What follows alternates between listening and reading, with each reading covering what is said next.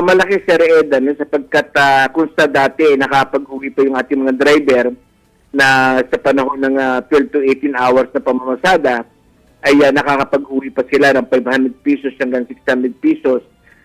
Mula nung pumasok ang January, mula nung nagkaroon ng mga serie ng mga pagtaas, sa ngayon po ay naglalaro na lamang sa 300 to 400 yung naiuwi ng ating mga driver at mga operator. Kapos ito, lalo na sa kalagayan din ng ating sektor, na ngayon ay may biyahe ka, bukas ay wala kang biyahe. Kaya talos hirap na pagkasyahin yung kararampot na naiuwi nila sa panahon na sila bumibiyahe. Oo nga po. Pero po, sabi niyo yung 300 to 400 ngayon, pero ibig sabihin po kasi pag pumalo na tong 24 na increase this week, ano nga epekto ng 24 pesos na increase na yan sa iuuwi ninyo? Kung ngayon sa ngayon 300 to 400 na uwi ninyo, magiging magkano po yan pag pumalo yung 24? Lalo pong liliit, Sir Ed, yung may uwi ng ating mga driver.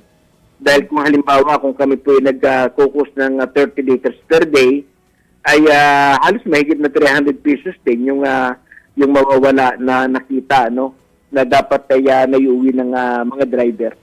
So meron po ba kayong naisip na mga solusyon o basta na lang baka may posibilidad na hihinto na lang o magbabawas ng biyahe? Ano po ang next step po ninyo in preparation? At sa ngayon ay galing po tayo sa isang malaking meeting at ang sinasabi mismo ng mga driver at mga operator, kapag umabot ng 90 pesos per liter yung per liter nga, ay baka yung dating 12 to 18 hours na pamamasada nila, baka hindi na nila kayanin. Baka kaya na lang nila dyan, mga 2 o 3 ikot na lamang yung kanilang kakayanin sapagkat yung ubod ng mahal nga po ng presyo ng diesel. Mm-hmm. Okay. Teka, Kamuti, kailan po ang tinatansya ninyong welga?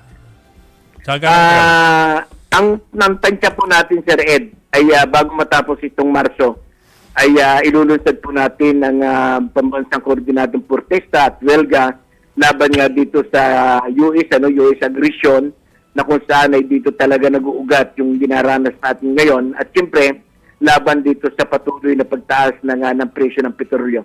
Bago po matapos ang Marso ay ilulunsad po natin.